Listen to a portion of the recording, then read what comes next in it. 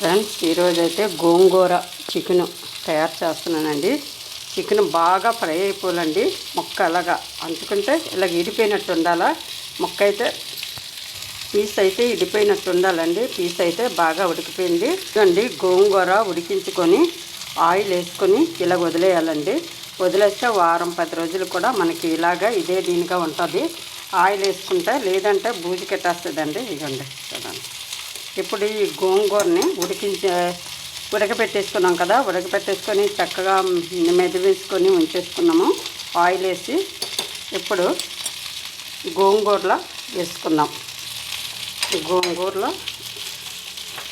గోంగూర అంతా కూడా ఈ చికెన్లో వేసుకుందామండి. వేసుకుంటే మనకి చక్కగా దీంతో పాటు ఫ్రై చేద్దాం. గోంగూరతో పాటు మనకి చికెన్ పీస్ కూడా కొంచెం పట్టేలా ఉడికించుకుందాం.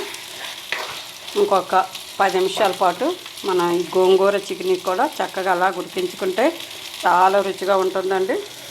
గోంగూర కొమ్మ తెంపాను కదండి, మీకు చూపించాను కూడాను. ఆ కొమ్మకి వచ్చిన ఆకండి ఉడికించి పెట్టుకున్నాను అనమాట. చక్కగా ఈరోజు అయితే గోంగూర చికెన్ తయారు చేస్తానండి. ఫ్రెండ్స్, లైక్ చేయండి, సపోర్ట్ చేయండి ఫ్రెండ్స్. మీ సపోర్ట్ వల్ల ఈ ఛానల్ ముందుకు వెళ్తుంది ఫ్రెండ్స్. బాయ్ అండి.